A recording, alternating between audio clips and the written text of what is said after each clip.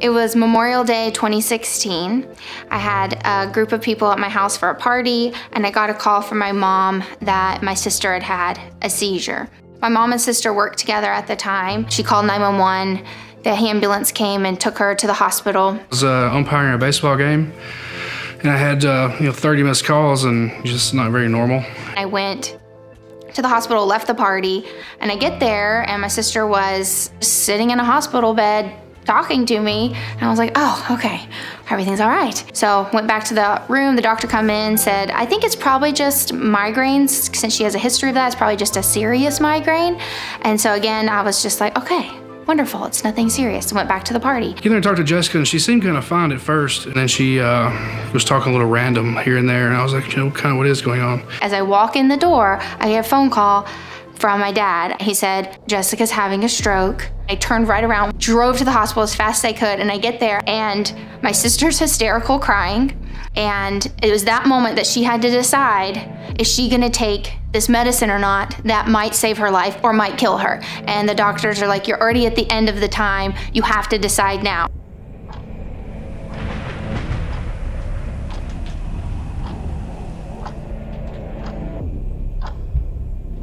The whole thing was happening so fast. They're calling for the helicopter. They wheeled her out.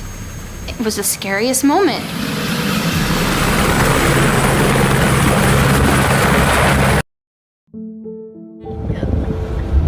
Hey Jess, we're here. We're right here, Jess.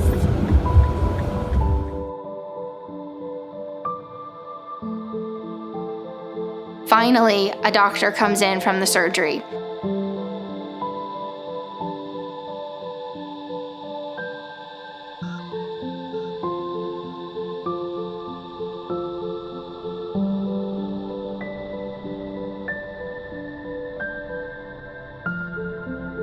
We made it through the first night, and they said that that was a huge sign that maybe she would live through this. Every 24 hours, they said, was more and more likely that she might make it. After we got over that, we realized what the ramifications of having a stroke would be. The first time that she got out of the bed and tried to walk, I had to leave because I didn't want my sister to see me cry. Honestly, the next thing that I really truly remember is when a doctor came in and he was like, okay, so we're gonna try and move. And they swung my legs over to the side of the bed. And I remember thinking, well, this is weird, why are they helping me swing my legs? And then I went to stand up and I couldn't. And then he asked me to take a step and I couldn't. And that's when I was like, this is bad. Because I kept telling myself to take a step and I couldn't. Because you think that you can trick your mind and in your body into, this isn't real. This is not real. That's when it just got real.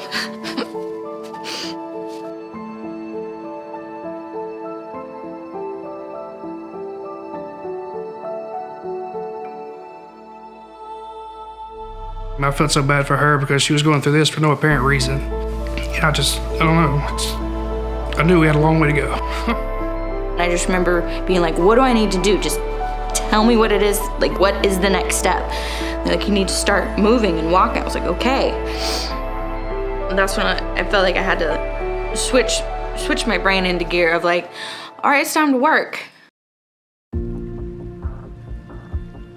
When the PT guy came in for the first time and told Jessica that she needed to get up and try and walk, and the sooner that she tried, the more likely it would be that her body would start to heal itself. She was like, all right, let's do it, let's get up.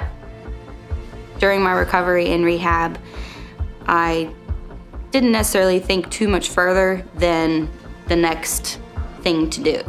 Because there was always someone in there, whether it was a doctor, a nurse, there's always somebody telling you what the next thing is that you need to do. And I found a lot of comfort in that. She would go to her physical therapy, and I'd push her around in her wheelchair, and she held my little baby. I kind of told myself, you just gotta get to 75% normal. If you can get to 75%, you're golden, considering everything that's happened.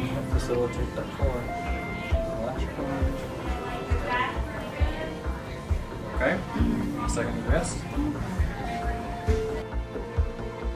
I knew then, like if we can get through this part, we can really just get through anything. I always knew I was gonna spend the rest of my life with Nick, but I didn't know what it was gonna bring, especially the fact that I threw him in a hospital with me after 6 months. Just a couple months into, I knew we were gonna get married. Like I just knew we were. He proposed to me in Target, every girl's favorite place. Are you serious right now? Oh my God. You couldn't have told me the day that I left rehab, the life that I have now would be what it is, in a good way. I'm married, I have 2 kids, girls.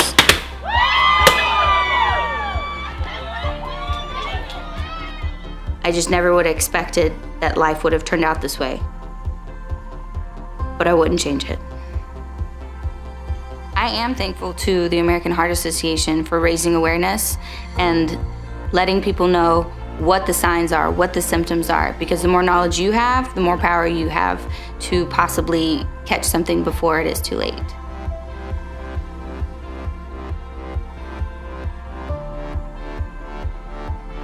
If I've learned anything from the Go Red movement, is that I am incredibly lucky.